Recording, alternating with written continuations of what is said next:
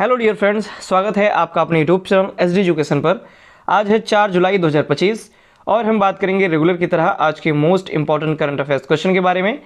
जैसा कि आप सभी लोग जानते हैं, हम अपने इस वीडियो में जो भी आने वाले एग्जाम्स होते हैं उन एग्जाम्स में जो करंट अफेयर्स से रिलेटेड क्वेश्चन पूछे जाते हैं उन सभी क्वेश्चन को यहाँ पर कवर किया जाता है। तो अगर आप वीडियो पर पहली बार आए हैं तो वीडियो को शुरू से लेकर लास्ट तक पूरी देखिए। वीडियो अगर पसंद आती है तो वीडियो को लाइक कीजिए, अपने दोस्तों के साथ वीडियो को शेयर कीजिए और चैनल को सब्सक्राइब करना बिल्कुल भी मत भूलिए। बढ़ेंगे वीडियो में आगे की तरफ, बात करेंगे आज के पहले प्रश्न की। आज का पहला प्रश्न है, हाल ही में अंतर्राष्ट्रीय प्लास्टिक मुक्त बैग मुक्त दिवस कब मनाया गया? यानी जो प्लास्टिक्स की जो बैग्स आती हैं, पॉलीथीन्स आती हैं, उनके मुक्ति के लिए या उनको छुटकारा पाने के लिए ये जो दिवस है ये मनाया जाता है। इसमें ये किया जाता है कि जो प्लास्टिक के बैग होते हैं वो हेल्थ के लिए कितना ज़्यादा हानिकारक होते हैं, इन सभी बातों पर प्रकाश डाला जाता है, लोगों तक ये सब बातें पहुंचाई जाती हैं। इसीलिए अंतर्राष्ट्रीय प्लास्टिक बैग मुक्त दिवस हर साल 3 जुलाई को मनाया जाता है। तो ऑप्शन नंबर ए प्रश्न का सही जवाब हो जाएगा। आगे अगर हम बात करें जिसको बोलते हैं international plastic bag free day, तो ये हर साल 3 जुलाई को अंतर्राष्ट्रीय प्लास्टिक बैग मुक्त दिवस मनाया जाता है। ये जो दिवस है ये एकल उपयोग वाले प्लास्टिक बैग को कम करने के लिए वैश्विक जागरूकता को बढ़ावा देता है और लोगों तक ये जानकारी पहुंचाता है कि जो प्लास्टिक बैग होते हैं ये हेल्थ के लिए, पर्यावरण के लिए कितना ज़्यादा हानिकारक होते हैं, इन सभी बातों पर प्रकाश डाला जाता है। प्लास्टिक बैग हल्के, सुविधाजनक तो होते हैं लेकिन पर्यावरण के लिए उतना ही ज़्यादा विनाशकारी भी होते हैं। जो एक पॉलीथीन होती है, जो प्लास्टिक का बैग होता है, वो लगभग 100 से 200 साल तक ऐसे ही मिट्टी में पड़ा रहता है, बिना वो अपघटित हुए वैसे ही वो मिट्टी के अंदर दबा रहता है। तो इस प्रकार आप समझ सकते हैं कि जो प्लास्टिक होती है कितना ज़्यादा पर्यावरण के लिए और कितना ज़्यादा मानव हेल्थ के लिए ये हानिकारक होती है। आगे बढ़ते हैं अगले क्वेश्चन की ओर। अगला क्वेश्चन है, हाल ही में किसने 2025 यूएस ओपन बैडमिंटन एकल का खिताब जीत लिया है? तो यूएस ओपन का जो बैडमिंटन का एकल खिताब है वो जीता है आयुष शेट्टी ने। ऑप्शन नंबर सी प्रश्न का सही जवाब हो जाएगा। बात करेंगे अगर हम, तो हाल ही में आयुष शेट्टी ने 30 जून 2025 को कनाडा के ब्रायन यंग को सीधे गेम में हराकर अपना पहला BWF यानी बैडमिंटन वर्ल्ड फेडरेशन का जो वर्ल्ड टूर खिताब है उसका यूएस ओपन इन्होंने जीत लिया है। यह जो टूर्नामेंट है वो 20 से 29 जून 2025 को काउंसिल ब्लफ्स लोआ में संपन्न हुआ। इसमें बेइवेन झांग ने, जो कि यूएसए की हैं, इन्होंने फाइनल में जो 16 वर्षीय तन्वी शर्मा हैं इनको हराकर महिला एकल में खिताब जीत लिया है। यानी कि अगर पुरुष की बात की जाए, पुरुष एकल का जो खिताब है वो आयुष शेट्टी ने जीता, यानी भारत की तरफ आया ये मेडल। लेकिन जो महिला एकल का खिताब था वो बेइवेन झांग है यूएसए की, इन्होंने जीत लिया है तन्वी शर्मा को हरा करके। आगे क्वेश्चन की ओर बढ़ते हैं। नेक्स्ट क्वेश्चन है, हाल ही में किस देश की पीएम पेंटोगटान सिनावात्रा को प्रधानमंत्री पद से निलंबित किया गया है? तो जो ये पीएम है पेंटोगटान, ये थाईलैंड की प्रधानमंत्री हैं, यानी ऑप्शन नंबर सी प्रश्न का सही जवाब हो जाएगा। तो थाईलैंड की प्रधानमंत्री पेंटोगटान सिनावात्रा को उनकी प्रधानमंत्री पद से निलंबित कर दिया गया है।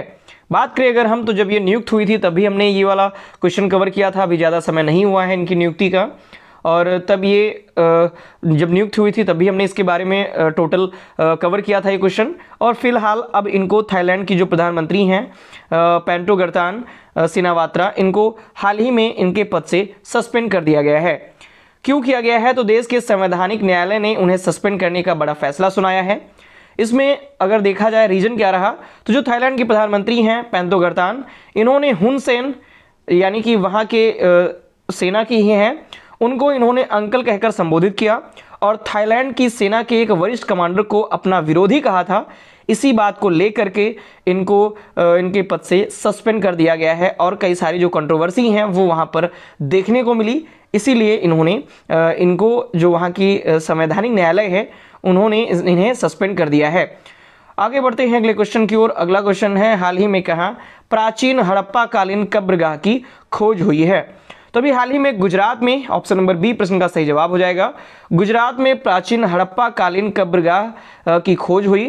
तो हाल ही में केरल विश्वविद्यालय के शोधकर्ताओं ने गुजरात के कच्छ में 5200 साल पुरानी हड़प्पा बस्ती की खोज की। और यह जो खोज है वो गुजरात में एक प्रारंभिक हड़प्पा कब्रिस्तान जूना खटिया की खोज के दौरान की गई है। इस खोज में टेराकोटा मिट्टी के बर्तन भी मिले हुए हैं और इस साइट पर जो पुरातात्विक भंडार है वो लगभग 200 मीटर इंटू 200 मीटर के क्षेत्र में स्थित 2 अलग अलग इलाकों में विभिन्न समूहों में पाए गए हैं। तो इसकी खोज कहाँ पर हुई है? ये हुई है गुजरात में।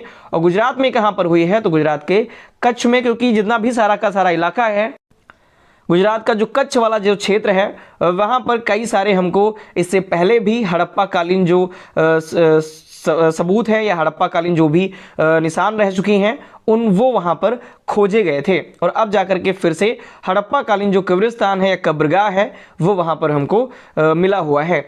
आगे बढ़ते हैं अगले क्वेश्चन की ओर। अगला क्वेश्चन है, हाल ही में किसने गुरु गोरखनाथ आयुष विश्वविद्यालय का उद्घाटन किया है? तो जो गुरु गोरखनाथ आयुष विश्वविद्यालय है इसके उद्घाटन जो है वो द्रौपदी मुर्मू जी ने किया, यानी राष्ट्रपति द्रौपदी मुर्मू जी ने। ऑप्शन नंबर बी प्रश्न का सही जवाब हो जाएगा। बात करेंगे डिटेल में। हाल ही में राष्ट्रपति द्रौपदी मुर्मू जी ने उत्तर प्रदेश के गोरखपुर में महायोगी जो गुरु हैं गोरखनाथ आयुष विश्वविद्यालय इसका उद्घाटन इन्होंने किया है। इसका उद्घाटन 1 जुलाई 2025 को किया गया। इस विश्वविद्यालय से जो संबद्ध लगभग 100 आयुष कॉलेज भी इसकी उत्कृष्टता का लाभ उठा रहे हैं। यह विश्वविद्यालय जो गोरखपुर है उत्तर प्रदेश का जिला, उसके पिपरी के भटहट में 268 करोड़ रुपए की लागत से बनाया गया है और अभी हाल ही में 1 जुलाई को राष्ट्रपति द्रौपदी मुर्मू जी ने इसका उद्घाटन किया हुआ है। आगे क्वेश्चन की ओर अगर हम बढ़ें तो अगला क्वेश्चन है, हाल ही में जीएसटी कलेक्शन कितने वर्षों में दोगुना होकर 22.08 लाख करोड़ के रिकॉर्ड स्तर पर पहुंच गया है? तो जो जीएसटी कलेक्शन है वो 5 वर्षों में दोगुना होकर 22.08 लाख करोड़ के स्तर पर पहुंच गया है। बात करें अगर हम तो जीएसटी कलेक्शन पिछले 5 साल में दोगुना होकर 2024-25 में 22.08 लाख करोड़ रुपए के स्तर तक पहुंच गया है। यह जो उपलब्धि है वो फाइनेंशियल ईयर 2021 के 11.37 लाख करोड़ से दोगुनी वृद्धि को दर्शाता है। यानी जो फाइनेंशियल ईयर 2021 था वहां से लेकर के 5 साल प्लस किया जाए तो 2025-26 तक जो ये 11.37 लाख करोड़ रुपया पहले था फाइनेंशियल ईयर 2021 में, वो अब दोगुना होकर 22.08 लाख करोड़ रुपए हो गया है। बात करें अगर हम जीएसटी की तो भारत में वस्तु एवं सेवा कर की प्रणाली की जो शुरुआत है वो जुलाई 2017 में लागू हुई थी। यानी जीएसटी लागू कब किया गया था? तो 1 जुलाई 2017 को जीएसटी लागू किया गया था। इसीलिए 1 जुलाई को हम जीएसटी दिवस भी मनाते हैं। साल 2021 के बारे में बात करें तो साल 2021 में 11.37 लाख करोड़ रुपए जीएसटी संग्रह था, जो कि यही अब 5 साल में बढ़ करके दोगुना हो गया है और 22.08 लाख करोड़ रुपए के स्तर पर पहुंच गया है।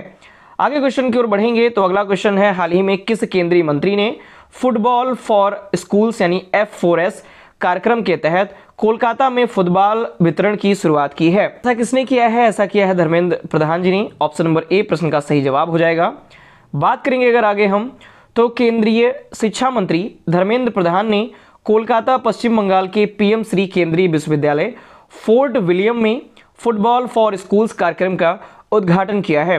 ये जो कार्यक्रम है ये फीफा और यूनेस्को के सहयोग से संचालित होता है, जिसका उद्देश्य करीब 700 मिलियन बच्चों को शिक्षा, विकास और सशक्तिकरण में मदद करना है।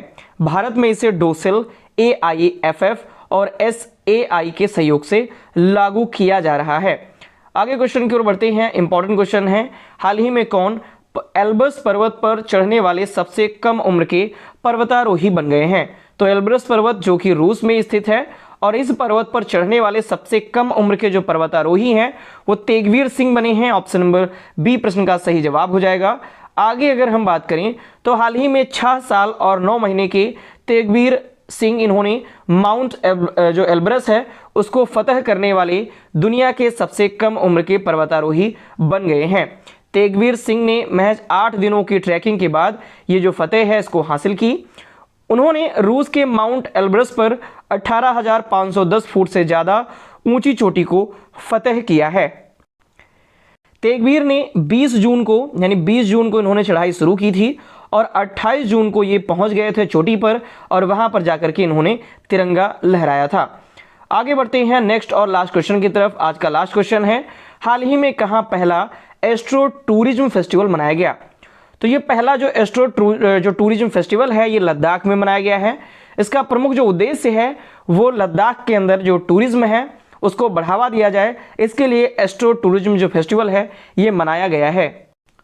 आगे अगर हम इसके बारे में बात करें तो हाल ही में लेह में आयोजित पहले एस्ट्रो टूरिज्म फेस्टिवल का सफल समापन हुआ। यह 2 दिवसीय आयोजन लद्दाख पर्यटन विभाग और भारतीय खगोल भौतिक संस्थान बेंगलुरु के सहयोग से आयोजित किया गया। इसका जो उद्देश्य है वो लद्दाख को खगोल पर्यटन के प्रमुख गंतव्यों में शामिल करना, यही इसका प्रमुख उद्देश्य रहा है और अधिक से अधिक यहाँ पर जो पर्यटक हैं वो आ सकें, यहाँ पर रहें, इसकी जो इकोनॉमी है वो बूस्ट हो सके, इसीलिए इसका जो आयोजन है वो किया गया।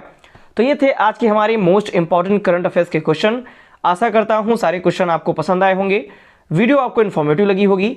तो अगर आपको ये वीडियो पसंद आती है तो इसके लिए आप वीडियो को लाइक करें, अपने दोस्तों के साथ वीडियो को अधिक से अधिक शेयर करें और चैनल को भी सब्सक्राइब करें। धन्यवाद।